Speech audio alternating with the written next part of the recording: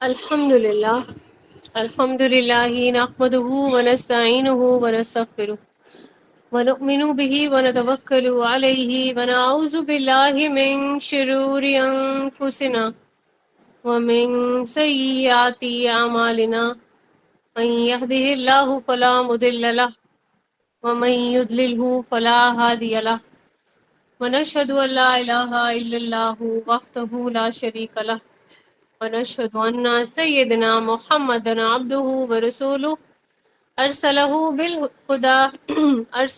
بالهدى ودين الحق ليظهره على الدين كله وكفى بالله شهيدا خصوص على أفضلهم وخاتم النبيين محمد الأمين وعلى آله وصحبه أجمعين وصلى الله عليه وسلم تسليما كثيرا كثيرا اما بعد فاعوذ باللہ من الشیطان الرجیم بسم اللہ الرحمن الرحیم رب اشرح لی صدری ویسر لی امری واحلل عقدۃ من لسانی یفقہوا قولی رب یسر ولا تعسر وتمم بالخیر آمین ثم آمین۔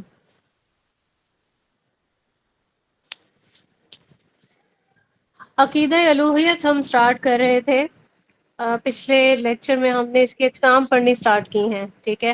اب اس میں ہم نے دیکھا کہ مشرکین مکہ کے کیا عقائد تھے، کیا رسومات تھیں جس کی وجہ سے ان کو مشرکین کہا جاتا ہے، عبادات میں کس طرح کے وہ لوگ شرک کرتے تھے۔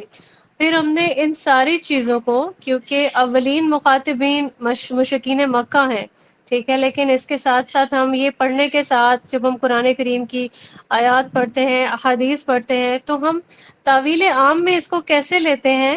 آج کیا ہم وہی غلطیاں تو نہیں کر رہے کہ جس کی وجہ سے مشرکین کو مشرک کہا گیا تھا، ٹھیک ہے، یعنی کہ شرک کے ہم ایک جو تھن سی جو باؤنڈری لائن ہے، کہیں ہم اس کو کراس تو نہیں کرنے لگے، ٹھیک ہے۔ اور ہم جانے انجانے میں، اگر ہماری نیت بھی ٹھیک ہے، خالص ہے ہماری نیت، لیکن ہم ان شرکیہ چیزوں میں ملوث ہیں، تو ہماری وہاں پر پکڑ ہو جائے گی جہاں پہ ہم نہیں چاہتے۔ اللہ کے حضور جب ہم اللہ کو کے سامنے روز محشر میں جمع کیے جائیں گے، تو وہاں پہ اگر ہمارے پلڑے میں شرک جیسی نجاست موجود ہوئی تو سارے کے سارے اعمال جو ہیں ان پہ کراس لگ جائے گا، ٹھیک ہے۔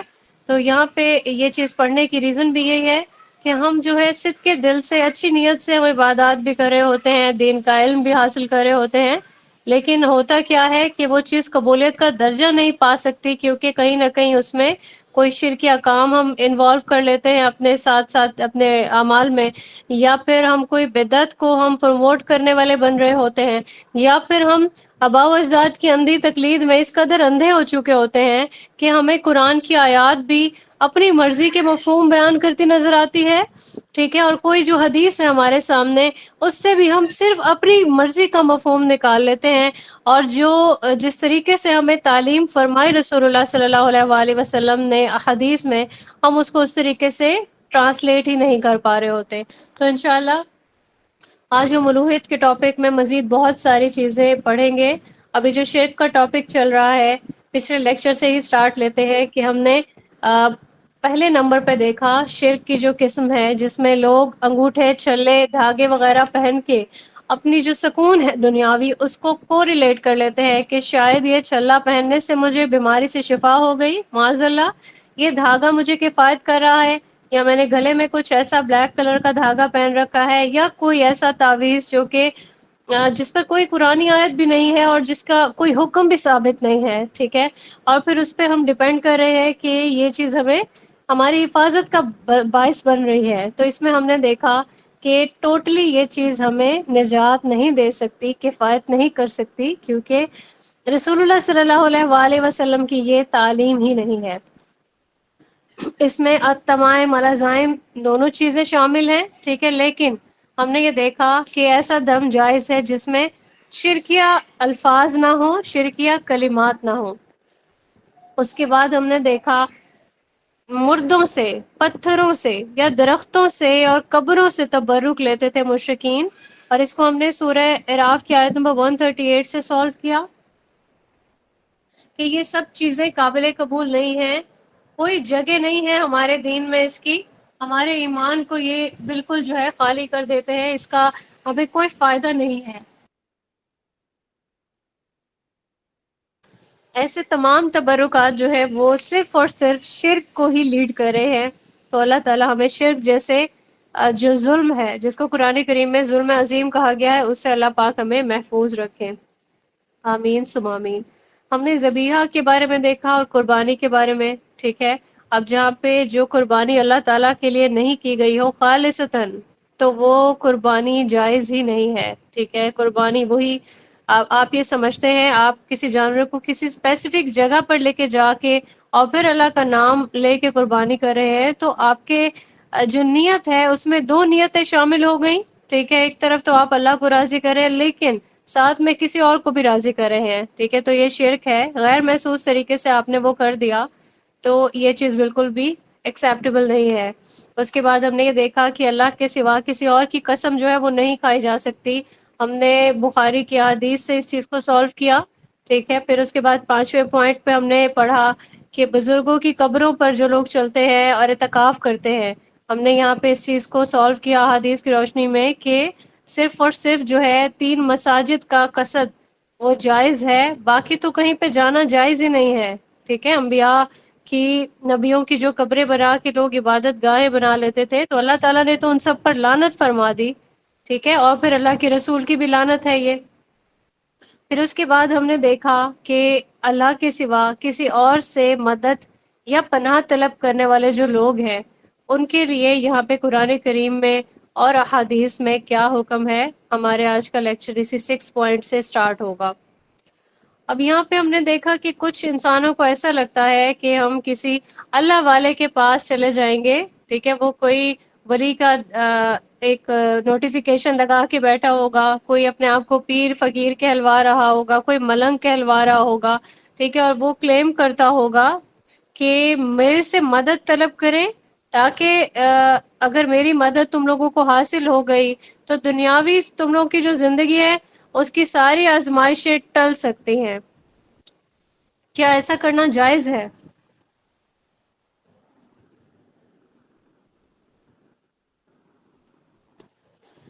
یہاں پہ کچھ جو لوگ ہوتے ہیں وہ اپنے آپ کو کچھ کسی ہائی اس پہ رکھ لیتے ہیں، ایک سٹینڈرڈ بنا لیتے ہیں کہ میں دین کا کوئی ایلیٹ کلاس کا ایک انسان ہوں، ٹھیک ہے۔ یا میں اپنے آپ کو اولیاء اللہ کہنے کا کوئی دعویٰ اگر کرتا ہے، ٹھیک ہے، تو نیک لوگوں کو یہ چیز نہیں چاہیے ہوتی ہے کہ وہ اپنے آپ کو ولی کہلوائیں، صحیح ہے۔ اسی طریقے سے آپ نے آج کل ایک اور فتنہ بھی دیکھا ہوگا، سچے خوابوں کا ایک تذکرہ کر کے دنیاوی عالم کا سٹیٹس حاصل کرنے کا جو ایک وہ شوشہ سا چلا ہوا ہے۔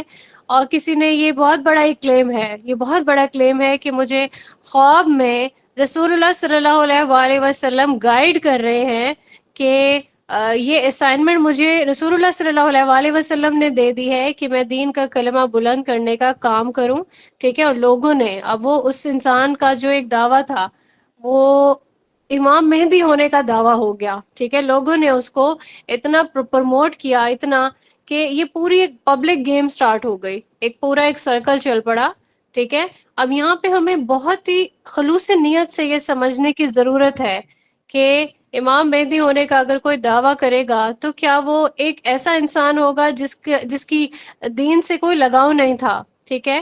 اس کو عربی نہیں آتی ہوگی، وہ کیا پاکستان میں پنجاب کے کسی گاؤں میں پیدا ہو جائے گا، ٹھیک ہے۔ تو کیسے آپ لوگ اس سب چیزوں کو لے کے چل سکتے ہیں یا اس پہ کیسے بھروسہ کر سکتے ہیں؟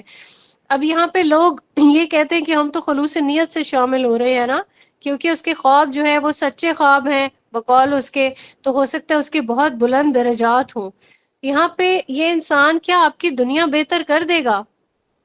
وہ چاہتا ہے کہ میری نوکری کرے، میری نوکری، میری چاکری، میرے آگے پیچھے پھرے، ٹھیک ہے۔ تو اللہ کو چھوڑ کر ہم ایسا فیصلہ کیسے کر سکتے ہیں؟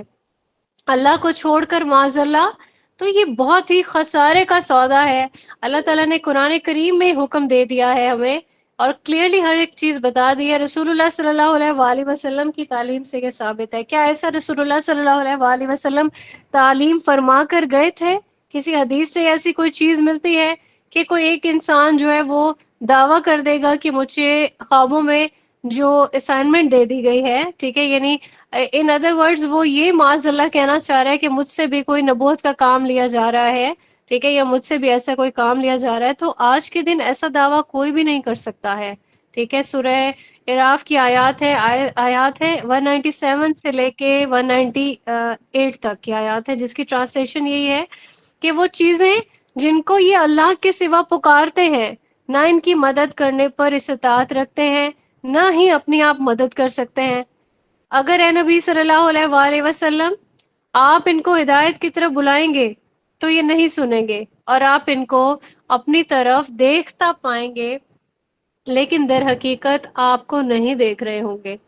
اب یہاں پہ یہ چیز فرمائی جا رہی ہے اللہ تعالیٰ کی طرف سے کہ اللہ کو چھوڑ کر جو دیویوں کو معبود بناتے ہیں وہ اس باغی شیطان کو معبود بناتے ہیں، ٹھیک ہے۔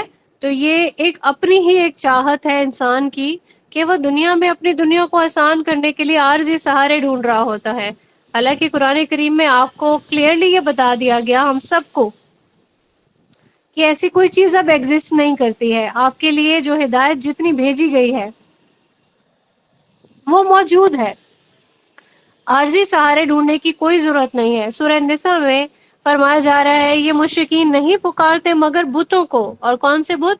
مؤنث بتوں کو، یعنی عورتوں کے جو نام تھے، فرشتوں کو نام دیے گئے تھے عورتوں پر، اور پھر فرشتوں کے بارے میں کیا کہا جاتا تھا کہ یہ معاذ اللہ اللہ کی بیٹیاں ہیں، ٹھیک ہے۔ کون کون سے نام تھے جیسے ہمیں بتایا گیا ہے قرآن کریم میں، اور پھر بہت ساری تفاسیر میں ہمیں اس پہ بہت ڈیٹیل سے ساری چیز ملتی ہے، جیسے لات، منات اور عزا، ٹھیک ہے، اس طرح کے نام جو ہے وہ رکھے جاتے تھے۔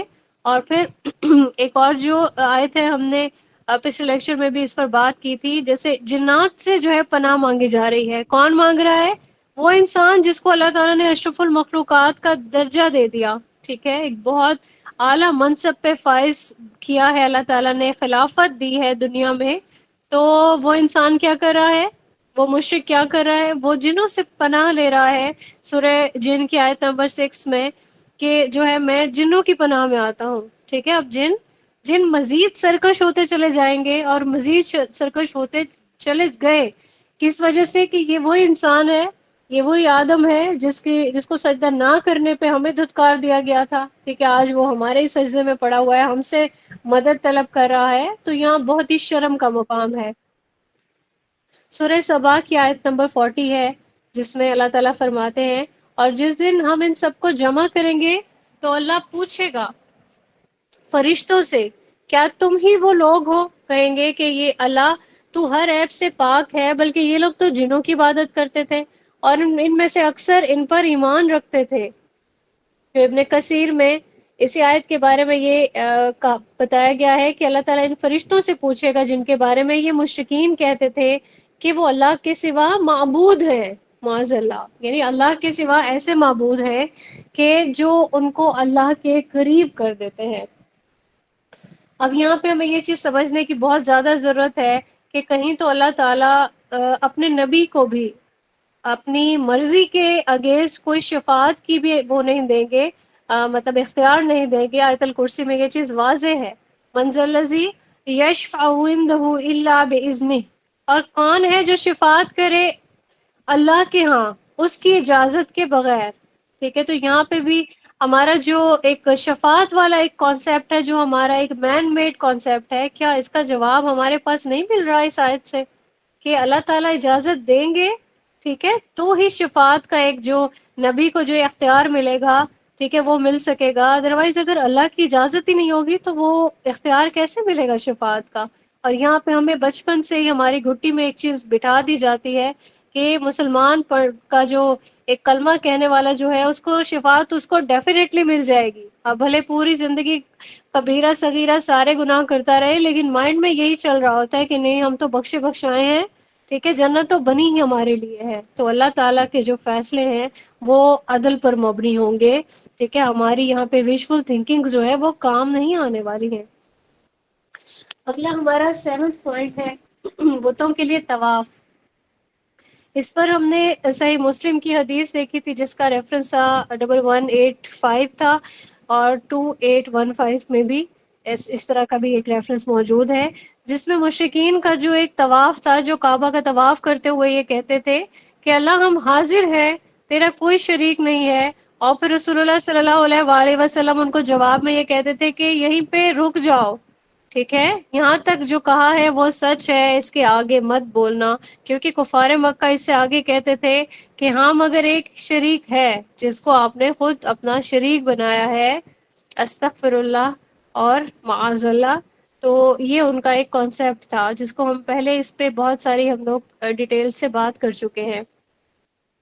اور پھر ایک اور چیز ہے کہ یہ ساری فحاشی جتنی بھی وہ کر رہے ہوتے تھے اور آگے اپنے لوگوں کو بھی اکسا رہے ہوتے تھے، ٹھیک ہے، اس کی ایک ہی ان کے پاس ایک لاجک موجود ہوتی تھی، جو کہ سورہ اعراف کی آیت نمبر 28 میں موجود ہے، کہ وہ کیا کہتے تھے کہ ہم نے اپنے باپ دادوں کو اسی طرح پایا ہے، ٹھیک ہے، باپ دادا اسی طرح سے کرتے تھے، کیونکہ یہ فحاشی کیا فحاشی تھی، وہ عریاں حالت میں بیت اللہ کا طواف کر رہے ہیں، اور کیا کس نیت سے کہ ہم اس طریقے سے زیادہ اللہ کے قریب ہو جائیں گے، زیادہ اللہ کا قرب کر سکیں گے، ٹھیک ہے۔ آج کے دن کیا ہم اس چیز کو کمپیئر کر سکتے ہیں، کو ریلیٹ کر سکتے ہیں؟ آج کے دن بھی ہمارا یہی ایک جو ہے ایک سٹیٹمنٹ ہوتا ہے کہ ایک سمپل سی کوئی حدیث، اب ایک مثال سے میں سمجھاؤں گی، کہ ہم کسی کو یہ کہہ دیں کہ رسول اللہ صلی اللہ علیہ وآلہ وسلم کی نمازوں میں رفع الیدین ثابت ہے، ٹھیک ہے، تو پھر یہاں پہ سوال اٹھنے لگتے ہیں کہ نہیں، ہمارے گھر والوں نے ہمیں ایسی نماز نہیں سکھائی، ہاتھ باندھنے کا بس یہی طریقہ ہم نے سیکھا ہے، ٹھیک ہے، کیونکہ ہمارے باپ دادا ایسے کرتے تھے تو ہم احادیث کو نہیں پڑھ سکتے، ٹھیک ہے۔ یہاں پہ بھی بہت زیادہ شرم کا مقام ہے کہ ہم لوگ وہ چیزیں پڑھنے سے انکار کر دیتے ہیں، ان چیزوں کو انڈرسٹینڈ کرنے سے انکار کر دیتے ہیں کہ جو صحیح احادیث میں موجود ہے، یا تو اس کے ساتھ صحیح نہیں لکھا ہو، ٹھیک ہے، تو ہم اس کی دلیل اپنی طرف سے کوئی نہ کوئی بنا سکتے ہیں۔ ایسا ہی ہے نا، ہمارے پاس ایک آپشن آ جاتی ہے کہ نہیں، اس حدیث کا درجہ جو ہے وہ صحیح پہ نہیں آ رہا ہے، یہ صحیح والی جو ایک پیرامیٹرز ہے ان پر پوری نہیں اتر رہی ہے، لیکن جس کے ساتھ صحیح کا ایک پیرامیٹر لگ گیا اس کے ریفرنس کے ساتھ، تو اس کو ہم کیسے اگنور کر سکتے ہیں، ٹھیک ہے۔ یہ ایک سمپل ایک مثال تھی، اگر ایسی ہم اور بہت سارے مثالیں دیکھیں تو وہ ہمارے پاس موجود ہیں۔ اللہ کا بہت بڑا احسان ہے کہ بہت بڑا ذخیرہ احادیث کا ہمارے پاس آج بھی ہماری رہنمائی کے لیے موجود ہے۔ جب بھی ہمیں قرآن کریم میں کوئی چیز بہت ڈیٹیل سے نہیں ملتی تو حدیث اس کو واضح کر دیتی ہے، ٹھیک ہے۔ تو یہاں پہ اللہ تعالیٰ کا ایک بہت بڑا احسان ہے ہم سب لوگوں پہ، اور ان سب لوگوں کو اس کا جو ہے وہ انشاءاللہ صدقہ جائے گا ثواب والا، کہ جن لوگوں نے محنتیں کی ہیں، راتوں کو جاگ کے، دنوں میں جو ہے وہ سفر کر کر کے، اور اونٹوں پہ یا جانوروں کا جو سفر ہے وہ کر کے، یہ لوگوں، ان سب لوگوں نے، جیسے امام بخاری ہیں، امام مسلم ہیں، مسند احمد کے جو امام حنبل ہیں، ٹھیک ہے، انہوں نے سب نے یہ جو ایک ذخیرہ اکٹھا کیا ہے، یہ ایسے گھر بیٹھے اے سی والے روم میں بیٹھے نہیں ہو گیا تھا یہ کام۔ آج ہمارے لیے یہ چیز پڑھنا آسان ہو گئی ہے، اے سی چلا کے ہم آرام سے آن لائن کلاس لے لیتے ہیں۔ پچھلے وقتوں میں یہ جو محنتیں ہوئی ہیں، ان کا بہت بڑا اجر و ثواب ہوگا انشاءاللہ، اور یہ ایک بہت بڑا صدقہ جاریہ ہے۔ ٹاپک کی طرف واپس چلتے ہیں، 8 پوائنٹ پہ ہم پڑھیں گے کہ بتوں اور بزرگوں کے لیے سجدہ کرنا، ٹھیک ہے۔ پہلے لوگ جو تھے، جیسے ہم نے دیکھا کہ نوح علیہ السلام کے دور میں ہی یہ سارا شرک جو ہے وہ شروع ہو چکا تھا۔ تو سورہ زاریات کی آیت نمبر 56 اس چیز کو کیسے سولو کرتی ہے؟ اور ہم نے نہیں تخلیق کیا جنوں کو، انسانوں کو، سوائے اپنی عبادت کے لیے۔ انسان کی تخلیق کا جو مقصد ہے وہ بالکل واضح ہے، ٹھیک ہے، اور اس کے بعد ہمارے پاس کتنے لیم ایکسکیوزز ہوتے ہیں، ہمیں دنیا میں یہ نہیں ملا، ہمیں دنیا میں یہ سکھ نہیں ملا، یہ اچھا شوہر نہیں، یہ اولاد نہیں، یہ سب کچھ، تو کہیں پہ بھی اس سب کا وعدہ نہیں کیا گیا، ٹھیک ہے۔ اللہ تعالیٰ نے انسان کو جو تخلیق کیا اس کی ریزن بتائی گئی، اللہ تعالیٰ نے اپنی عبادت کے لیے انسان کو پیدا کیا، ٹھیک ہے، پورا پراپر ایک طریقہ کار بتا دیا گیا۔ ہاں، جو وعدہ ہے وہ دنیا میں قربانی کے بعد، دنیا کی جو بھی قربانیاں انسان چھوٹے چھوٹے سے لے کے بڑے بڑے سیکریفائسز کرتا ہے، کس لیے؟ صرف اللہ تعالیٰ کا قرب پانے کے لیے، صحیح ہے۔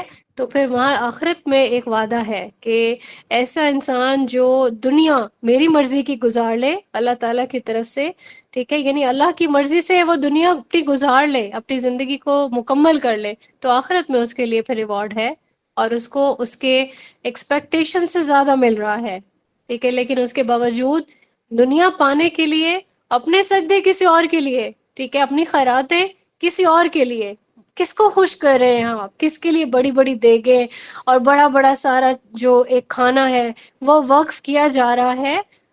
اس کو بالکل کلیئر ورڈز میں ہم کہہ سکتے ہیں کہ اپنے بتوں کے لیے یہ ساری چیزیں وقف کی جا رہی ہیں۔ سورہ فرقان میں آتا ہے آیت نمبر 60 میں، اور جب ان سے کہا جاتا ہے کہ رحمان کے لیے سجدہ کرو، تو وہ کیا کہتے ہیں کہ یہ رحمان کون ہے؟ مطلب یہ کیسا سٹائل ہے کہ یہ لوگ بدکنے لگتے ہیں، ٹھیک ہے۔ آج بھی ہو رہا ہے یہ کہ جو سیدھی راہ پہ لگانے کی کوشش کی جائے کہ نہیں آپ کی نیت صحیح ہے لیکن آپ کا عمل بدعت کو پروموٹ کر رہا ہے، آپ گمراہی کی طرف جانے کا بندوبست کر رہے ہیں، اپنے لیے بھی آگ ہے، اپنے گھر والوں کے لیے بھی آگ کا سامان ہے، ٹھیک ہے، تو سننے کے بعد اگلا ایسے ہی بدکنے لگتا ہے جیسے کہ مشرکین بدک جاتے تھے، ٹھیک ہے۔ تو اس سے پناہ مانگا کرے، اللہ تعالیٰ کی پناہ میں آ جایا کرے کہ اللہ تعالیٰ ہمیں جانے انجانے میں بھی کوئی ایسا ہم سے کام، کوئی ایسا عمل نہ ہو جائے کہ جو شرک کی طرف لے جائے ہمیں۔ سورہ آل عمران میں بہت اچھی آیت ہے جس میں ہمیں یہ پتہ چلتا ہے کہ محبت جو ہے وہ کرائٹیریا ہے بخشش کا، ٹھیک ہے۔ ہم سب چاہتے ہیں نا کہ بخش دیے جائیں، تو یہ کرائٹیریا کیا ہے قربت کا، محبت کا؟ سورہ آل عمران کی آیت نمبر 31 بتاتی ہے، اے نبی صلی اللہ علیہ وآلہ وسلم آپ فرما دیجئے کہ اگر تم لوگ اللہ سے محبت کرتے ہو تو میری اتباع کرو، اللہ تم سے محبت کرے گا، ٹھیک ہے۔ تو ہماری محبت خالصتاً اگر اللہ تعالیٰ کے لیے ہو جائے اور ہم نبی کی اتباع کرنے لگیں گے تو کیا ہوگا؟ ہمیں ڈبل ایڈوانٹیج ملے گا، ٹھیک ہے۔ اس طرح سے ہماری دنیا بھی سکھ سکون سے گزرے گی، ہم ایسی چیزوں کے پیچھے اپنا ایمان خراب نہیں کریں گے کہ جو عارضی ہے۔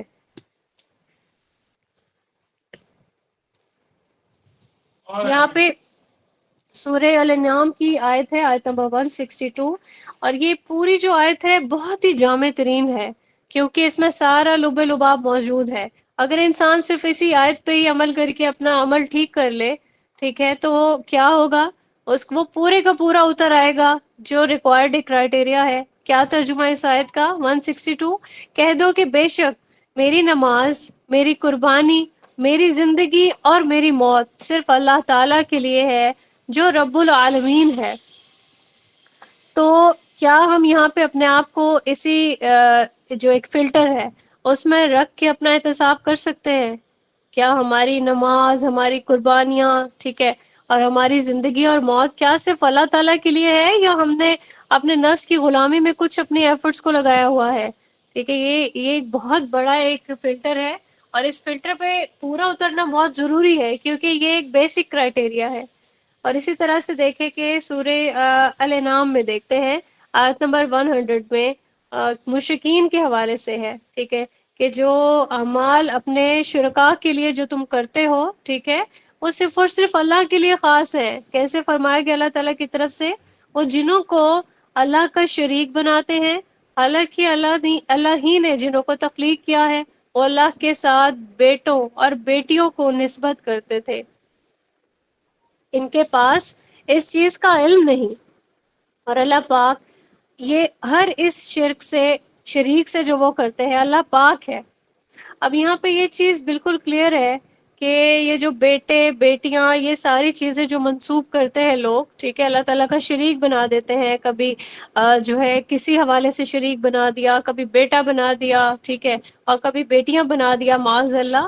یہ ساری چیزیں انسان کو ضرورت ہوتی ہے ان کی، کیونکہ انسان کمزور ہے نا۔ کبھی وہ اپنی نسل اس لیے چاہتا ہے کہ میرا نام لینے والا کوئی ہو، ٹھیک ہے، میری پیڑھی بڑھتی رہے۔ کبھی وہ اپنی نسل اس لیے چاہ رہا ہوتا ہے تاکہ دنیا میں لوگوں کو دکھا سکے کہ میں کس قدر مالا مال ہوں نعمتوں سے، ٹھیک ہے۔ تو یہ جو چیزیں ہیں قرآن کریم میں مال کو بھی، بیٹوں کو، بیٹیوں کو، ٹھیک ہے، دنیا کی زینت کہا گیا ہے۔ اللہ تعالیٰ کو یہ سب کچھ نہیں چاہیے، اللہ تعالیٰ پاک ہے اس سب شرک سے۔ یہ جو بیٹے بیٹیوں کو نسبت کر رہے ہیں، اللہ نے فرمایا کہ ان کے پاس اس چیز کا علم ہی نہیں ہے۔ پھر اس کے علاوہ ایک اور چیز ہے جو پوائنٹ نمبر 9 میں آ رہی ہے کہ بتوں کے نام پر اپنی اولاد کا نام رکھتے تھے، ٹھیک ہے۔ کفار مکہ کیا کرتے تھے؟ اپنے بچوں کے نام رکھتے تھے معبودوں کے ناموں پہ، یا جن کو وہ بہت نیک سمجھتے تھے، جو دنیا سے چلے گئے، ٹھیک ہے، ان کی نظر میں وہ بہت اچھے لوگ تھے، تو ان کے ناموں پر اپنی اولادوں کے نام رکھ دیتے تھے، ٹھیک ہے۔ یہ بھی ایک شرک کی قسم ہے، جس میں سورہ اسراء میں ہمیں اس کا ریفرنس ملتا ہے کہ تم شریک ہو جانا ان کے ساتھ ان کی مال اور اولاد میں۔ اب یہاں پہ یہ دیکھیں کہ آگے جو فرمایا جا رہا ہے، ان میں سے جس کو بہکا سکے اپنی آواز سے بہکاتا وہ، اور ان پر اپنے سواروں اور پیاروں کو چڑھا کر لاتا، اور ان کے مال اور اولاد میں شریک ہوتا، اور ان سے وعدے کرتا رہتا کہ جو شیطان جو وعدے ان سے کرتا ہے، ٹھیک ہے، یہ سب اس سب کے بارے میں یہ فرمایا جا رہا ہے کہ یہ سب کا سب جو ہے ایک دھوکہ ہے۔ یہاں پہ مثالیں جو ہے وہ تبری میں ملتے ہیں، امام تبری ابن عباس سے روایت ہے کہ مشرکین اپنی اولاد کا نام رکھتے تھے، جیسے عبد الحارث رکھتے، ٹھیک ہے، عبد الشمس اور عبد العزا، عبد الدار، ٹھیک ہے، اس طرح کے جو نام ہیں یہ اپنے جو معبود خود سے جو تشکیل کیے ہوئے ہوتے تھے، خود سے بنائے ہوئے، یہ ان کے ناموں پر رکھتے تھے، اس طرح سے وہ قرب پانا چاہتے تھے، ٹھیک ہے، کس کا قرب پانا چاہتے تھے؟ ایسا کرنے سے ہمارے معبود راضی ہوں گے اور پھر وہ اللہ کو راضی کر سکیں گے، معاذ اللہ۔ 10th پوائنٹ میں ہم پڑھیں گے کہ عید کا یا جو ان کی تقریبات ہیں ان کا انعقاد کوئی خاص یا مخصوص وقت پر یا ایسی جگہوں پر کرنا، یہ کیسا ہے۔ اب یہاں پہ عید کا جو ایک وقت ہے، ٹھیک ہے، جس میں سب لوگ ایک جگہ جمع ہو رہے ہیں، شامل ہو رہے ہیں، اس کے بارے میں رسول اللہ صلی اللہ علیہ وآلہ وسلم نے ابو داؤد کی حدیث ہے 2042، اس میں فرمایا ہے کہ اپنے گھروں کو قبرستان نہ بنانا، اور میری قبر کو عید نہ منانا، مجھ پر درود بھیجنا، کیونکہ بے شک تمہارے درود میرے پاس پہنچتا ہے جہاں کہیں بھی تم ہوتے ہو۔ اب یہاں پہ ایک عید منائی جاتی ہے، کسی کو یہ پتہ ہے کون سی عید کس جوش و خروش سے منائی جاتی ہے؟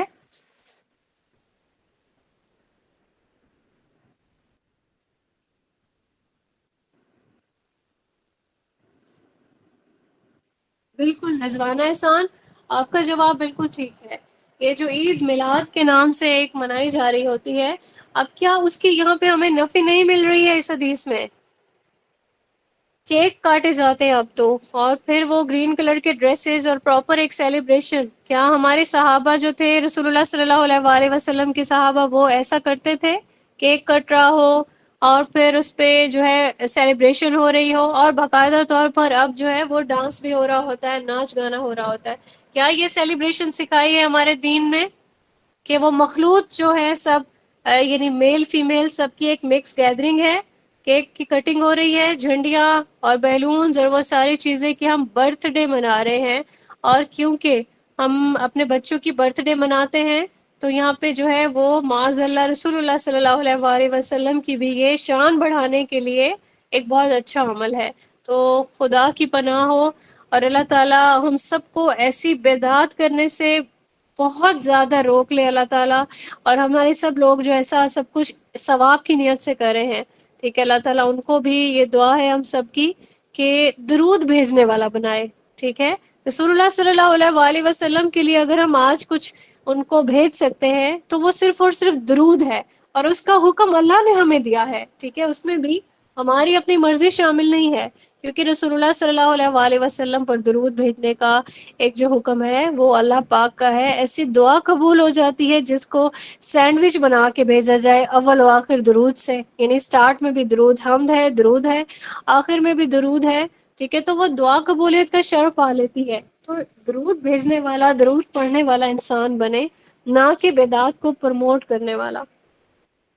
اب یہاں پہ ایک اور جو روایت ہے، حدیث ہے، اس میں یہ بتایا گیا ہے کہ جب رسول اللہ صلی اللہ علیہ وآلہ وسلم مدینہ تشریف لائے تو لوگوں نے کیا کیا، انہوں نے کچھ دن جو ہے وہ مختص کر رکھے تھے کہ جس میں وہ خوشیاں مناتے تھے، ٹھیک ہے، اور پھر وہ بتایا کرتے کہ جہالت کے دور میں ان دنوں میں کھیلا کودا کرتے تھے، تو رسول اللہ صلی اللہ علیہ وآلہ وسلم نے ارشاد فرمایا کہ اللہ تعالیٰ نے ان دونوں دنوں کو دوسرے اچھے دنوں سے بدل دیا ہے۔ کون سے ہیں وہ دوسرے اچھے دن؟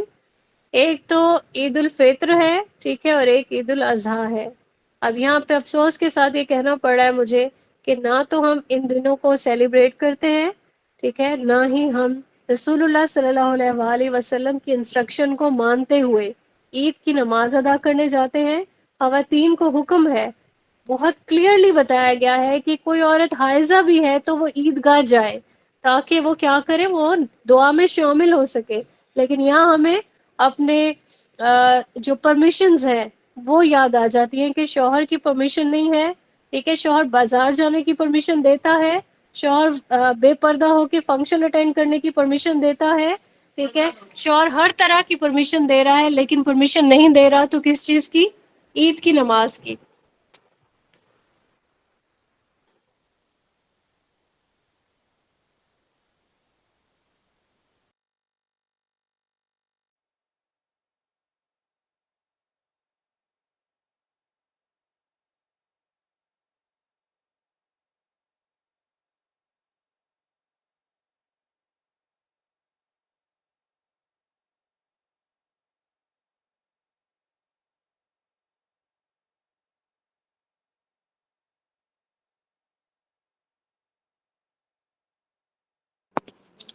تو یہاں پہ ہمیں عید کے لیے کلیئر ہمیں انسٹرکشن مل گئی کیا عید کی جو ہمارا دن ہے اس کی سیلیبریشن کیا، ہماری جو ہم گھر میں برتھ ڈے پارٹیز منا رہے ہوتے ہیں یا دعوتیں چل رہی ہوتی ہیں، کیا اس خوشی سے زیادہ عید کو ہم منا رہے ہوتے ہیں؟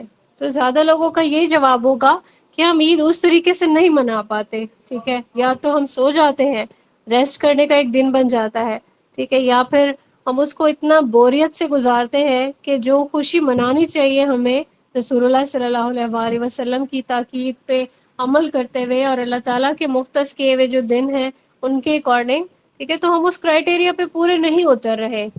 تو یہاں پہ سبھی لوگوں کو اس چیز کے لیے بھی تاکید ہونی چاہیے، ہم سب کو، ٹھیک ہے، بینگ مدرس یا بینگ فیملی ممبر، ہم ایک اچھا سا ماحول بنائیں، ٹھیک ہے، عید والے دنوں کو ہم نے کس طریقے سے سیلیبریٹ کرنا ہے، اس کی خوشی بچوں کے دلوں میں، ان کے ذہنوں میں کیسے اجاگر کرنی ہے، یہ ہم لوگوں کا کام ہے، ٹھیک ہے، اور بچوں کو کس طریقے سے ان کو گفٹس دینے ہیں، اپنا جو ایک آپ کا سیونگ کا جو ایک چل رہا ہوتا ہے، فیمیل خاص طور پر کری ہوتی ہے، تو وہ سیونگ ان دنوں کے لیے بھی رکھا کریں کہ بچوں کو جو عام دنوں میں گفٹس دے رہے ہیں عیدوں پہ وہ دیں، اچھے کھانے کا اہتمام جتنا آپ کی افورڈیبلٹی میں آئے اتنا آپ اس کو زیادہ بہتر طریقے سے سیلیبریٹ کر سکتے ہیں تاکہ اللہ تعالیٰ کا حکم جو ہے وہ پورا ہو جائے، ٹھیک ہے، اور پھر رسول اللہ صلی اللہ علیہ وآلہ وسلم کی جو تاکید ہے، ٹھیک ہے، وہ بھی بہت اچھے طریقے سے ہم اس کو پورا کر سکیں۔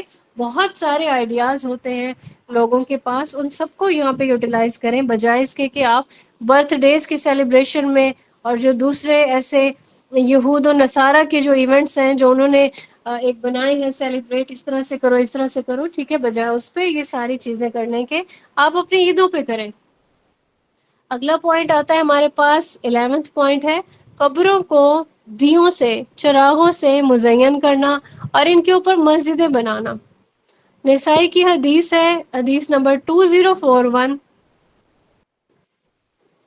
جس میں رسول اللہ صلی اللہ علیہ وآلہ وسلم نے یہ فرمایا کہ اللہ کی لعنت ہو یہود و نصارہ پر جنہوں نے اپنی انبیاء کی قبروں کو سجدہ گاہ بنا لیا۔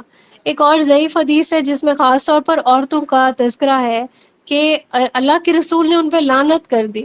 اب یہ جو قبروں کی زیارت کرنے والی عورتیں ہیں، اب یہ حدیث کا سٹیٹس تو ضعیف ہے، ٹھیک ہے، لیکن یہاں پہ خاص طور پر عورتوں کا ایک تنبیہ ملتی ہے، وہ اہل علم جو ہے اپنے اس میں مذکور رکھتے ہیں، جان کے یہ جاننے کے بعد کہ جو خواتین ہیں ان کا بڑا رول ہوتا ہے اس میں، کیونکہ ضعیف الاعتقادی زیادہ پائی جاتی ہے، دین کے علم کے بجائے اپنے جو آباء و اجداد ہیں ان کی پیروی عام ہے، ٹھیک ہے، ان کی اندھی تقلید ہو رہی ہے کہ جاؤ دربار پہ جا کے دیا جلاؤ، ٹھیک ہے، تاکہ تمہاری مراد پوری ہو جائے، چراغاں کرو، اور ان سب چیزوں کو پرموٹ کرنے کے لیے عورتوں کا بھی بہت بڑا رول ہے۔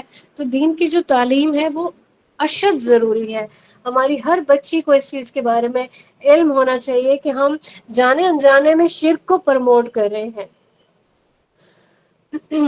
یہ ایک حدیث ہے جس میں اما عائشہ سے ایک روایت موجود ہے کہ ام سلمہ نے رضی اللہ تعالی عنہا رسول اللہ صلی اللہ علیہ وآلہ وسلم سے اس کنیا کے بارے میں ذکر کیا جو انہوں نے حبشہ میں دیکھا تھا، اور وہاں پہ بہت ساری اندر تصویریں تھیں، رسول اللہ صلی اللہ علیہ وآلہ وسلم نے یہاں فرمایا کہ وہ لوگ اللہ کے نزدیک بدترین مخلوق ہیں، ٹھیک ہے؟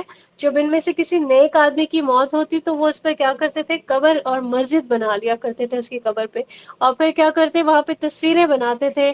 وہ لوگ اللہ کے نزدیک بدترین مخلوق ہیں.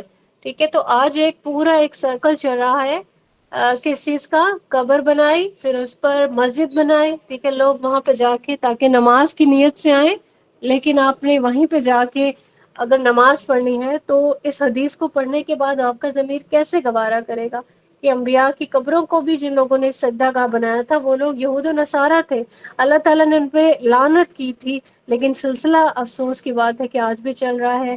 چادریں چڑھائی جا رہی ہیں، ٹھیک ہے، پھول ہیں، وہاں پہ دعا کے تمام ہیں، وہاں پہ قبر کو دیکھ کے قبر کے سامنے ہاتھ بلند کر کے آپ جو ہے وہ دعا کر رہے ہو. تو آپ یہ کیا اگر شریک نہیں کر رہے ہیں تو پھر مشرک جو ہے ان کو مشرک کیوں کہا جاتا ہے؟ فرشتوں کے بارے میں عقیدہ رکھنے کے لیے سورہ نجم کی ایک آیت ہے، آیت نمبر 27، جس میں یہ چیز جو ہے بری طریقے سے ہمیں جو ایک بھونڈی تقسیم ہے ان کے لیے یہ بتایا جا رہا ہے. سورہ نجم کی آیات ہیں آیت نمبر 21 سے 22، اور ایک آیت ہے 27. اس کو ہم اسٹڈی کر سکتے ہیں کہ بے شک وہ لوگ جو آخرت پر ایمان نہیں لاتے فرشتوں کو عورتوں کے نام سے پکارتے ہیں. اور پھر اگلی آیات میں، کیا تمہارے لیے مرد اور اللہ کے لیے عورتیں؟ تو یہ سخت بری اور بھونڈی تقسیم ہے. ٹھیک ہے، کیوں برا اور بھونڈی تقسیم اس کو کہا گیا؟ اپنے لیے یہ بیٹوں کو پسند کرتے ہیں، ٹھیک ہے، کہ ہمیں بیٹے چاہیے، اور بیٹیوں کو زندہ درگور کر دیتے. اور پھر اب جو اللہ تعالیٰ کے ساتھ منسوب کرتے وہ کیا کرتے، مؤنث کو. ٹھیک ہے، تو اس لیے اس کو بھونڈی تقسیم میں کہا گیا ہے کہ کس طرح سے ان لوگوں نے اس چیز کو یہاں پہ ڈکلیئر کیا ہے. سیم اسی طریقے سے سورہ صافات کی آیت ہے، آیت نمبر 158، ان لوگوں نے اللہ اور جنوں کے درمیان رشتہ بنا ڈالا، بے شک جنوں کو معلوم ہے کہ وہ ضرور حاضر لائے جائیں گے. ٹھیک ہے، یعنی یہاں پہ مشرکین کیا کہتے تھے، فرشتے اللہ کی بیٹیاں ہیں. ابو بکر رضی اللہ تعالیٰ عنہ نے پوچھا کہ فرشتوں کی ماں کون ہے، تو مشرکین نے آگے جواب دیا کہ جنوں کی سردار. ٹھیک ہے، یہاں پہ یہ دیکھیں کہ خود سے ہی سارے رشتے بنائے ہوئے ہیں. اللہ تعالیٰ نے جنات کو، انسانوں کو، فرشتوں کو پیدا کس لیے کیا، وہ ساری چیز بھی کلیئر ہے. لیکن اس کے باوجود بھی آباء و اجداد کی اندھی تقلید میں لوگ اس قدر اندھے ہو گئے کہ خود سے ہی چیزیں جو ہیں وہ بنائے جا رہے ہیں، خود سے ہی رشتے بنا رہے ہیں، خود سے ہی سارے پیرامیٹر بنا رہے ہیں. تو ساری جو شرک کی حدود ہے وہ پار ہو جاتی ہے یہاں پہ. اسی طرح سے ایک اور برا ایک عقیدہ تھا مشرکین کا موت اور وقت کے بارے میں. سورہ جاسیہ کی آیت ہے، اس میں اللہ تعالیٰ نے یہ چیز کلیئر ہمیں بتائی ہے، آیت نمبر 24، کہ جس کی ٹرانسلیشن ہے وہ کہتے ہیں زندگی تو صرف دنیا کی زندگی ہے اور نہیں ہمیں موت دیتا مگر وقت یا زمانہ. یعنی ان کا ایک عجیب سا یہ عقیدہ تھا کہ دنیا کی زندگی جو ہے وہ صرف یہ زندگی ہے، یہیں پہ کھا لو پی لو مزے کر لو. ٹھیک ہے، اس کو اچھا کرنے کے لیے اپنی ساری ایفرٹس جو ہے وہ لگا لو، اور اس کے بعد موت پہ اٹھنے کا ان کا اعتقاد تھا نہیں. اور موت کیوں آتی ہے، بس زمانہ جو ہے ایک عمر کا حصہ گزارنے کے بعد موت آ جاتی ہے.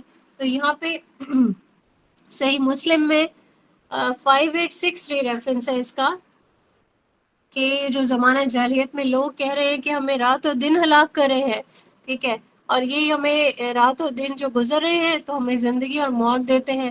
تو یہاں حدیث قدسی ہے یہ، جس میں یہ چیز فرمائی جا رہی ہے اللہ تعالیٰ کی طرف سے. آپ لوگوں کو انشاءاللہ کلیئر ہوگی یہ چیز کہ حدیث قدسی میں الفاظ جو ہوتے ہیں یہ اللہ تعالیٰ کی طرف سے ہوتے ہیں. ٹھیک ہے، ڈائریکٹلی، اور رسول اللہ صلی اللہ علیہ وآلہ وسلم کی زبان سے حدیث کی صورت میں یہ چیز بیان کی جاتی ہے کہ ابن آدم مجھے تکلیف پہنچاتا ہے. ٹھیک ہے، ورڈنگ سے ہی ہمیں یہ چیز کلیئر ہو جاتی ہے کہ اللہ تعالیٰ کی ہی طرف سے اللہ تعالیٰ کو ہی پوری جو ایک کانورسیشن ہے وہ منسوب ہو رہی ہے کہ ابن آدم مجھے تکلیف پہنچاتا ہے، زمانے کو گالی دیتا ہے، حالانکہ میں زمانہ ہوں، میرے ہاتھ میں تمام ہے اور میں ہی رات اور دن کو پھیرتا ہوں. ٹھیک ہے، یعنی یہ چیز کلیئر ہے یہاں پہ کہ یہ زمانے کو جو منسوب کر رہے ہیں مشرکین، اللہ تعالیٰ کی طرف سے اس پہ پوری طریقے سے تاکیدی ایک حدیث جو ہے وہ حدیث قدسی کی صورت میں وہ موجود ہے. پھر ایک پوائنٹ آتا ہے جو بدشگونی کرتے تھے، اور ایک توہم پرستی والی جو ایک روش تھی اس پہ یہ لوگ قائم تھے۔ اچھا کوئی بتا سکتا ہے مجھے کہ بدشگونی میں کیا کیا چیزیں آتی ہیں؟ توہم پرستی، بدشگونی، اس میں کون کون سی ایسی چیزیں ہم آج بھی دیکھ رہے ہیں؟ بالکل، شرک کی تو قسم ہے یہ، شرک صغیرہ میں ایسی بہت ساری چیزیں آج بھی ہو رہی ہیں۔ میں آپ کو بتاتی چلوں، ایک کالی بلی راستہ کاٹ لیتی ہے، بالکل آمنہ آپ نے صحیح بتایا، ٹھیک ہے۔ سورج گرہن ہو گیا تو بھی ایک ان کی ایک وہم ہوتا ہے، ٹھیک ہے۔ حالانکہ اب تو سائنس بھی اس چیز کو پروو کر چکی ہے کہ زمین اور چاند کی جو گردش ہے سورج کے ارد گرد، اسی کے ہی ایک جو ایک الٹ پھیر ہے، اس کی بیسس پہ یہ ساری چیز ہو رہی ہے گرہن والی، ٹھیک ہے۔ تو اس پہ بھی بہت سارے جو چیزیں ہیں ان کو منسوخ کر دیا۔ تو اب جو ہے وہ عذاب آنے والا ہے، ٹھیک ہے۔ عوام جو ہے وہ پس جائے گی کیونکہ سورج گرہن لگ گیا، حکومتیں ختم ہو جائیں گی وغیرہ وغیرہ۔ کالی بلی نے راستہ کاٹ دیا، اب اس راستے سے نہیں جانا، گھر سے نکل رہی تھی، پیچھے سے کسی نے آواز دے دی، اوہو میرا تو کام ہی نہیں ہوا، ٹھیک ہے۔ یہ کیا چیزیں ہیں؟ یہ کہاں سے سیکھ رہے ہیں ہم ان کو؟ پھر ایک اور چیز، بلی نے اپنے پتہ نہیں خارش کر لی تو مہمان آنے والا ہوتا ہے، ہم کیوں نہیں سمجھتے کہ اس کو خارش ہو رہی تھی اس نے کر لی، ٹھیک ہے۔ تو اس میں ایک دلیل بنانے کی کیا ضرورت ہے کہ آپ کے گھر میں مہمان آ رہے ہیں، روٹی کا ٹکڑا نیچے گر گیا یا پکتے ہوئے روٹی نیچے گر گئی، اوہو کوئی آنے والا ہے کوئی جانے والا ہے، کیا کر رہے ہیں ہم؟ بالکل دودھ کا گرنا یہ بھی پسند نہیں کیا جاتا کہ دودھ اگر بوائل ہوتے ہوئے گر گیا تو یہ بہت بدشگونی ہو گئی۔ 13 نمبر کا کوئی ہنسا آ گیا تو بدشگونی ہے، ٹھیک ہے۔ تو 13 کو پسند نہیں کیا جاتا۔ اور ایک اور کیا چیز ہے، کوا جب بولے تو بھی گھر میں مہمان آ جاتا ہے، ٹھیک ہے۔ اگر کانچ ٹوٹ جائے تو یہ بدشگونی ہو گئی، کوئی مصیبت آنے والی ہے، یا کس راہ پہ ہم لوگ چل رہے ہیں؟ پتہ نہیں ہم کن چیزوں پہ بھروسہ کر کے بیٹھے ہوئے ہیں اللہ کو چھوڑ کے۔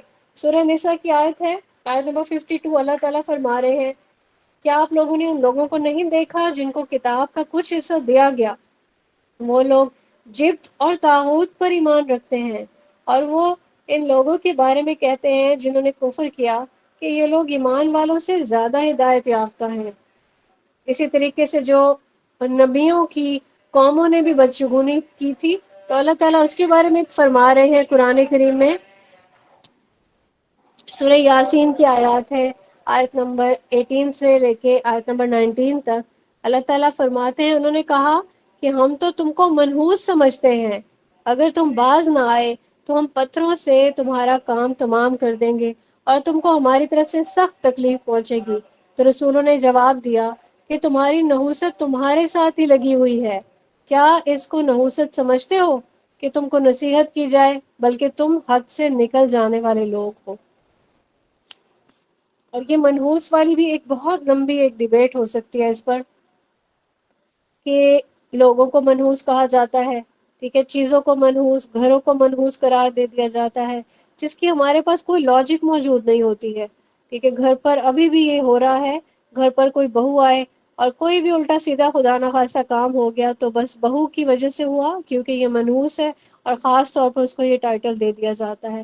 ابھی ہم یہاں پہ دیکھتے ہیں کہ اگر ہم پیچھے چلے جائیں 1450 سال میں، کسی شوہر کا انتقال ہوتا تو عدت کے بعد بالکل جو ہے اس کو سب لوگ ویسے ہی پرپوز کر دیتے تھے، شادی کی خواہش رکھتے تھے، جیسے آج کل صرف اور صرف ایک کرائٹیریا بنا لیا گیا ہے کہ صرف ایک جو کماری ہے اسی کی شادی ہوگی، ٹھیک ہے۔ تو یہاں ہم اپنے نبی کی سیرت کو ہی دیکھ کے اگر نہیں سیکھ پائے کچھ، بیوہ سے شادی نہیں کی جاتی، بیوہ کے بچے رکھنے کے لیے لوگ تیار نہیں ہیں، مطلب ہم لوگوں نے اپنے آپ کو اتنا ایک اعلیٰ چیز سمجھ لیا ہے، ٹھیک ہے، یعنی کہ انسانیت کی ایک ایسی اعلیٰ کیٹیگری میں ہم لوگوں نے اپنے آپ کو فال کر لیا۔ ہمارے بھائی، ہمارے بیٹے، یا پھر ہمارے جو بھی جاننے والے ہوں گے، ان کی جب رشتہ ہونے لگتا ہے تو کبھی پریفر نہیں کیا جاتا کہ کسی بیوہ سے شادی کر لی جائے، ایون اب تو عمریں بھی زیادہ ہو جائیں تو بھی ایک بہت بڑا مسئلہ ہو جاتا ہے۔ تو یہ ساری چیزیں، یہ عجیب سی ایک روش پہ ہمارا جو آج کا کلچر ہے وہ چل پڑا ہے، ہمارے دور کے لوگ عجیب سی روش پہ چل پڑے ہیں جس کی بالکل دین میں کوئی گنجائش نہیں ہے، اور ایسا کرنے والوں کو اللہ سے ڈرنا چاہیے۔ کیا اس سب کے لیے اللہ سوال نہیں کریں گے آپ سے؟ تو سب جتنی بھی نحوست والی اور یہ چیزیں سمجھنے والی ہیں، یہ ساری خود کی بنائی ہوئی ہیں انسان کی، یہ بدشگونی، اس کی کوئی جو ہے ویٹیج نہیں ہے، اس کی کوئی ایگزسٹنس نہیں ہے، ٹھیک ہے۔ اگلے پوائنٹ پہ چلتے ہیں، جس میں ستاروں سے بارش طلب کرنے والا ایک کام کرتے تھے مشرکین، کہ ستارہ جو ہے یہ ہمیں بارش دے گا۔ تو اس میں ہمارے پاس مسند احمد کی حدیث ہے 3059، رسول اللہ صلی اللہ علیہ وآلہ وسلم نے 4 چیزیں جاہلیت کے طریقوں میں سے ان کو فرما دیا، جس میں سے ایک ہے حسب پر فخر کرنا، ٹھیک ہے، کہ میرا حسب نسب جو ہے، میں تو بہت ہی اعلیٰ خاندان سے تعلق رکھتا ہوں یا رکھتی ہوں، ٹھیک ہے، تو کم تر والے سے میرا جو ہے وہ گزارا نہیں ہوگا رشتے ناطے کرنے میں، اور پھر اپنے اپنا برادری رکھنے میں یا کوئی دوستیاں کرنے میں، ٹھیک ہے، ان سب کو بڑی فوقیت دی جاتی ہے۔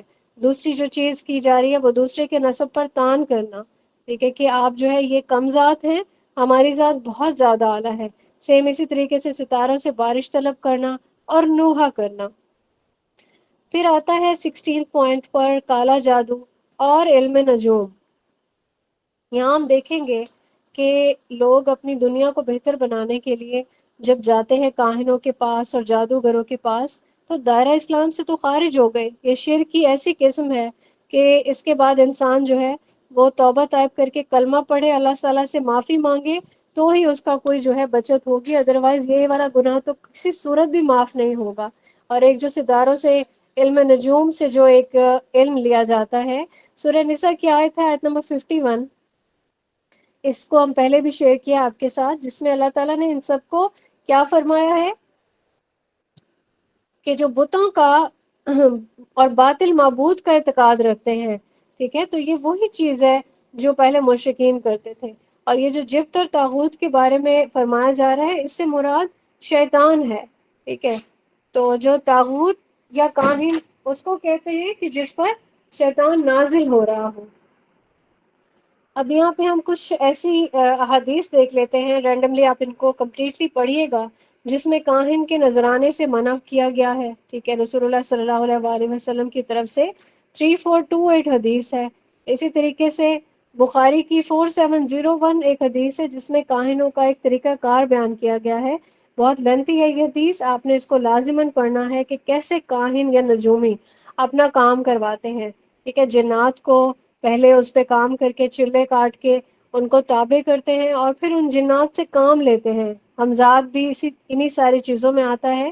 اور اسی طریقے سے ابن ماجہ کی ایک حدیث ہے 69، اور جو کوئی بھی کاہن کے پاس گیا اور اس کی بات پر تصدیق کر دی، تو اس نے اس شریعت کا انکار کر دیا جو رسول اللہ صلی اللہ علیہ وآلہ وسلم پر نازل ہوئی تھی۔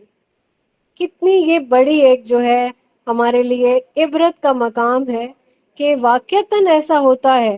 مطلب یہ بہت عام بات ہے کہ کوئی آپ کو چھوٹی سی بھی بات کر دینا، آپ کسی کے پاس گئے ہوئے ہیں اسی نیت سے کہ ہماری دنیا کا کوئی مسئلہ، ہماری آزمائش ٹل جائے، ٹھیک ہے، تو وہ نجومی آپ کو کوئی نہ کوئی ایسی بات بتاتا ہے اور آپ فوراً سے تصدیق کرتے ہو، جی جی میرے ساتھ ایسا ہو رہا ہے۔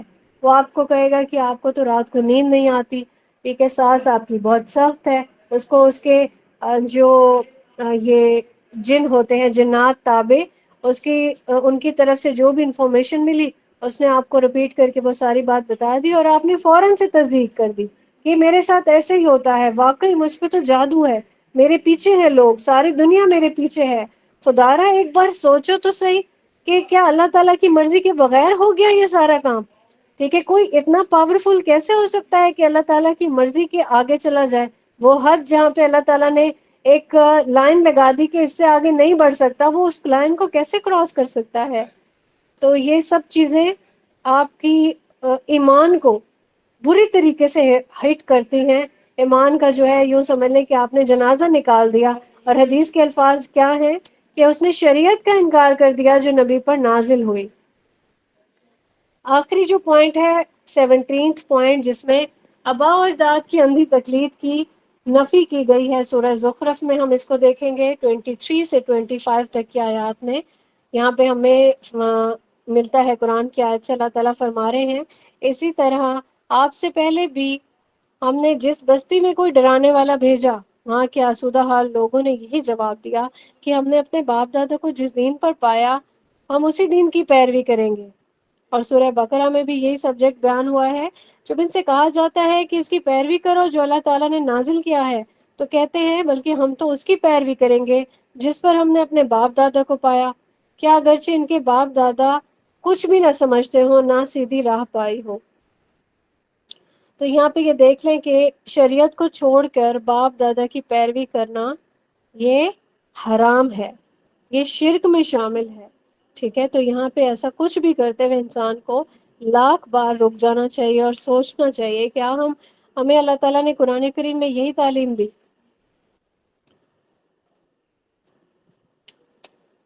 عقیدہ توحید میں شرک کی ہم نے اقسام جو ہے وہ مکمل کر لی ہے. یہاں پہ ہم دیکھیں گے کہ آج کے لیکچر میں ہم نے جو چیزیں سیکھی ان میں ہم نے مشرکین مکہ میں جو شرک تھا، ٹھیک ہے، اس کے بارے میں پڑھا. اب یہاں یہ چیز کلیئر ہو گئی کہ یہ مشرکین مکہ شرک کرنے والے لوگ اکیلے نہیں تھے. یہاں پہ مشرکین مکہ سے پہلے ہی حضرت نوح علیہ السلام کے دور میں شرک جو ہے وہ شامل ہو چکا تھا لوگوں کی زندگیوں میں. اللہ تعالیٰ نے آدم علیہ السلام کے بعد مزید جتنے بھی انبیاء بھیجے، رسول بھیجے، کیونکہ سب کی جو دعوت تھی وہ توحید پر مبنی تھی. یعنی کسی ایک جگہ پر بھی کمپرومائز نہیں کیا گیا توحید پہ. اللہ تعالیٰ کی توحید کے آگے کوئی بھی چیز جو ہے وہ نہیں ٹک سکتی، کوئی شریک نہیں ہے اللہ تعالیٰ کا. تو یہاں پہ یہ دیکھیں کہ قرآن کریم میں کتنی قومیں ہیں. ہم نے یہاں جس نے قرآن کریم کو اچھے سے تفسیر سے پڑھ لیا ان سب کو یہ چیز معلوم ہوگی کہ بہت ساری قومیں ہیں جن کا تذکرہ موجود ہے قرآن کریم میں، اور یہ اپنے شرک کی بدولت ہی یہ نیست و نابود کر دی گئی. ٹھیک ہے، ان کے پاس شریعت بھیجی گئی، انبیاء بھیجے گئے، رسول بھیجے گئے. ٹھیک ہے، لیکن کیا ہوا؟ یہ اپنے شرک پر ڈٹے رہے. انہوں نے انبیاء کو جھٹلا دیا پورے طریقے سے، بھرپور طریقے سے. قوم نوح نے بھی یہی کیا. حضرت ابراہیم علیہ السلام کی قوم تھی، ٹھیک ہے، انہوں نے بھی حق کی دعوت دی، توحید کی دعوت دی، لیکن قوم نے ان کو آگ میں ڈالنے تک کی جسارت کی. ٹھیک ہے، بہت ہی مشکل ٹائم دیکھا. اسی طریقے سے حضرت حود علیہ السلام کی قوم، حضرت صالح علیہ السلام کی قوم، حضرت شعیب علیہ السلام کی قوم، پھر موسیٰ علیہ السلام کی قوم. ٹھیک ہے، بنی اسرائیل جو ہے وہ بھی قوم تھی ان کی، لیکن ان کو فرعون کو کی طرف بھیجا گیا تھا جو کہ قبطی قوم تھے، مصری. ٹھیک ہے، ان کی طرف مبعوث کیا گیا تھا، جس کی وجہ سے انہوں نے انکار کیا تو وہ پھر نیست و نابود کر دیے گئے. پانی میں ان کو غرق کر دیا گیا تھا. قرآن کریم سے ہم یہ ساری چیزیں ایک بار پھر سے سولو کرتے ہوئے چلتے ہیں. سورہ نوح کی آیت نمبر 23 میں یہ چیز جو ہے، جب حضرت نوح علیہ السلام نے دعوت دی تو انہوں نے کیا کیا کہ انہوں نے کہا کہ ہم اپنے معبودوں کو نہیں چھوڑیں گے، نہ ود کو، نہ سوا کو، نہ یغوث اور یعوق اور نصر کو. ٹھیک ہے، ٹوٹلی انہوں نے انکار کر دیا کہ یہ ہمارے لیے بہت اہم ہے، ان کو تو ہم شریک ٹھہرائیں گے ہی ٹھہرائیں گے. اور اسی طریقے سے حضرت ابراہیم علیہ السلام نے بھی جب انہوں نے کہا، بڑی لاجیکلی انہوں نے اپنی قوم کو سمجھانے کی کوشش کی، بتوں کو توڑ ڈالا. ٹھیک ہے، تیشا جو ہے وہ بڑے بت کے گلے میں ڈالا.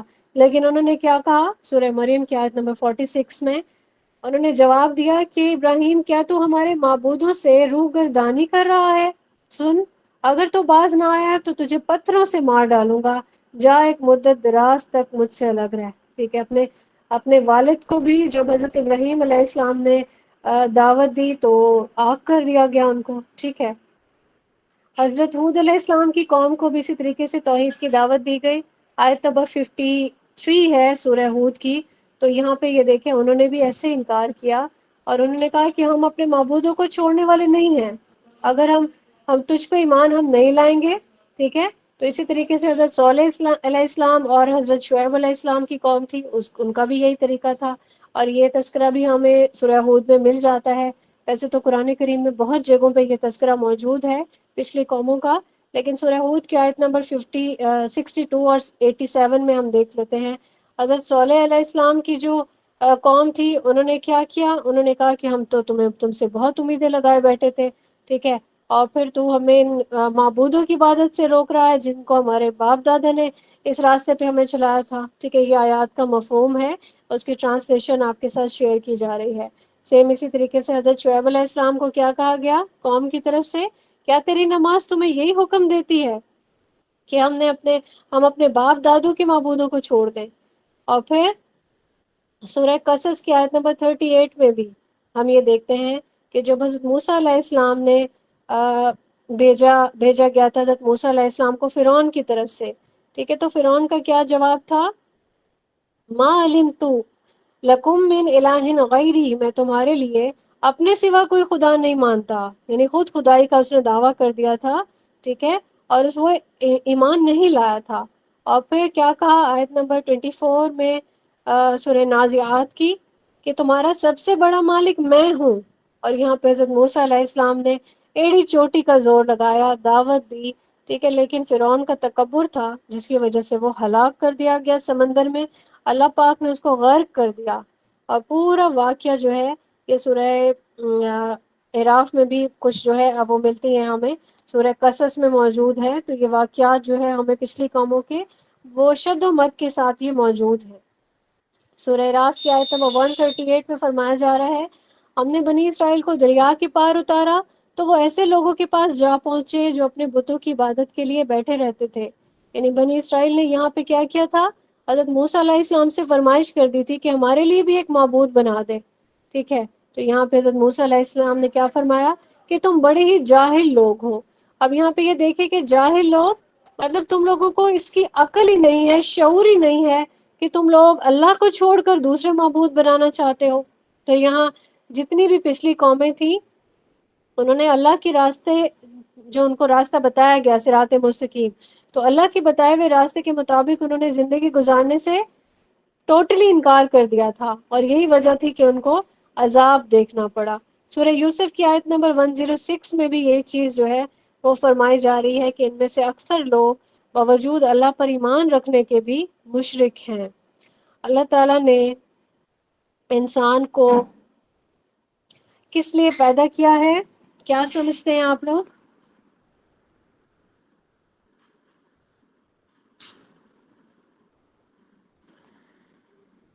جی بالکل عامر سمرو، اللہ تعالیٰ نے اپنی عبادت کے لیے، بندگی کے لیے پیدا کیا ہے۔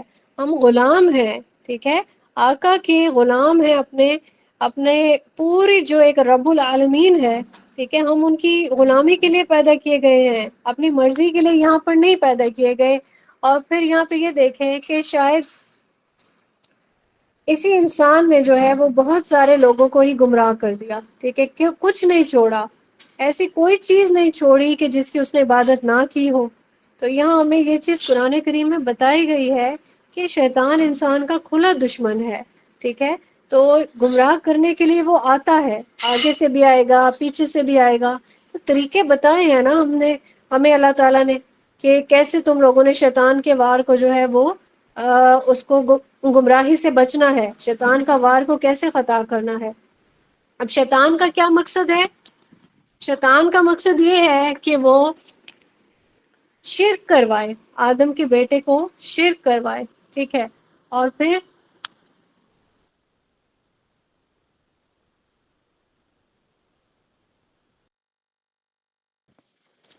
وہ گمراہ کرے گا کیونکہ اس کے پاس یہ اسائنمنٹ ہے۔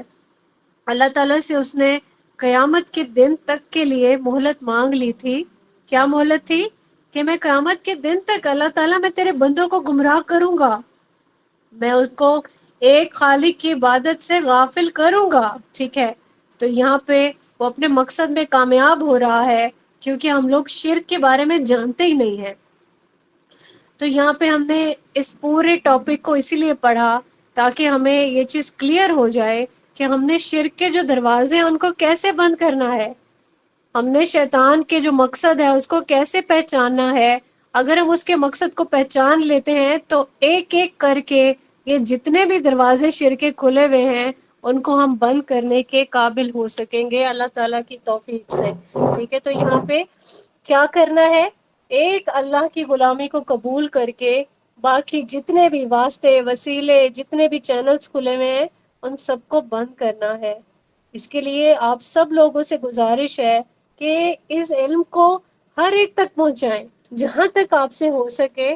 آپ حجت تک قائم کرنے کے لیے تو کام کریں نا، باقی توفیق اللہ کے ہاتھ میں ہے۔ اس کے لیے آپ کچھ نہیں کر سکتے، کیونکہ رسول اللہ صلی اللہ علیہ وآلہ وسلم کی حدیث سے بھی اور قرآن کریم سے یہ چیز ثابت ہے کہ اللہ جسے چاہے ہدایت دے۔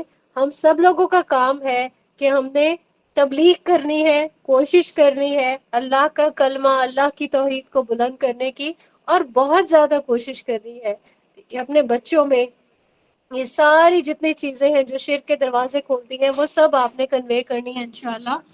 اللہ تعالیٰ ہم سب کو توفیق فرمائے اور سب کو اللہ تعالیٰ ہدایت دے کہ یہ ساری چیزیں، یہ جو طاغوت کی ایک چاکری ہو رہی ہے اس پوری دنیا میں، نام کے مسلمان بن کے ہم رہ گئے ہیں، اس سب کے اللہ تعالیٰ ہم اس سب سے بچنے کی توفیق عنایت فرمائے۔ ہم نے آج الوہیت کا ٹاپک مکمل کر لیا ہے۔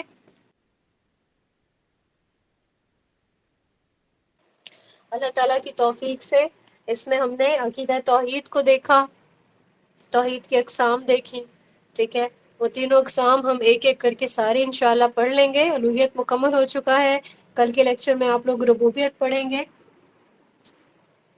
ہم نے شرک کی جو اقسام پڑھی ہیں وہ ہمارے فنگر ٹپس پہ ہونی چاہیے۔ ہم نے پہلی جو قسم پڑھی تھی انگوٹھے، چھلے، دھاگے، التمائم، العزائم، الطاولات، ٹھیک ہے، یہ سب چیزیں حرام ہیں، ناجائز ہیں۔ پھر ہم نے دوسرے پوائنٹ پہ مردوں سے، پتھروں سے، درختوں سے تبرک حاصل کرنا جو ہے اس کے بارے میں پڑھا۔ تھرڈ پوائنٹ ذبیحہ اور قربانی کے بارے میں تھا، ٹھیک ہے۔ فورتھ پہ اللہ کے سوا کسی اور کی قسم کھانا۔ ففتھ پہ اللہ کے سوا کسی اور کی مدد طلب کرنا۔ سکس پہ ہم نے پڑھا بتوں کے لیے طواف کرنا، جس میں ہم نے دیکھا اصاف اور نائلہ کے بارے میں ہم نے قرآن و حدیث سے سالو کیا تھا اس کو۔ پھر سیونتھ پوائنٹ پہ ہم نے بتوں کے لیے سجدہ، عبادت کرنا، ٹھیک ہے۔ ایٹتھ میں ہم نے پڑھا کہ بتوں کے نام پر لوگ اولادوں کے نام رکھتے تھے، اس کے بارے میں پڑھا۔ تو جب بھی اپنی اولاد کو کوئی نام دے گا وہ صرف اور صرف ایک اسلامی نام ہونا چاہیے۔ نائنتھ پوائنٹ پہ ہم نے دیکھا کہ تقریبات کا جو انعقاد ہے وہ خاص جگہوں پر اور مخصوص اوقات پر کرنا ممنوع ہے۔ جس طریقے سے ہمیں 2 دن اچھے دن دیے ان کو ویسے ہی ہم نے منانا ہے جیسے ہمیں حکم دیا گیا۔ 10th پوائنٹ پہ فرشتوں کے بارے میں عقیدہ پڑھا، اور 11th میں ہم نے دیکھا موت اور وقت کے بارے میں عقیدہ۔ 12th پہ بدشگونی اور یہ جو توہم پرستی اور وہم پرستی ہے یہ۔ 13th پہ ہم نے ستاروں سے بارش طلب کرنے کے بارے میں دیکھا۔ 14th پہ ہم نے کالا جادو، علم نجوم، اس کے بارے میں دیکھا۔ اور 15th پہ فائنلی ہم نے دیکھا ابا و اجداد کی اندھی تقلید۔ یہاں پہ ہمارا الوہیت کا ٹاپک کمپلیٹ ہوتا ہے۔ میری دعا ہے کہ جتنا بھی ہم نے پڑھا اللہ تعالیٰ اس پہ ہمیں عمل کرنے والا بنائے، اس سارے علم کو پھیلانے والا بنائے۔ ہم اپنے گھر سے شروعات کریں اور ہم تبلیغ کا جو سلسلہ ہے اس کو باہر جہاں تک ہماری ایکسیس ہے، جہاں تک ہمارا سرکل ہے، ہم یہ پیغام ان سب تک پہنچا سکیں تاکہ اللہ تعالیٰ ہم سے راضی ہو جائے اور ہمارے لیے جنت کے دروازوں میں سے ایک دروازہ کھول جائے۔ آمین ثم آمین۔ وآخر الدعوانا ان الحمد للہ رب العالمین۔ سبحان ربک رب العزت عما یصفون وسلام علی المرسلین والحمد للہ رب العالمین۔ السلام علیکم ورحمۃ اللہ وبرکاتہ۔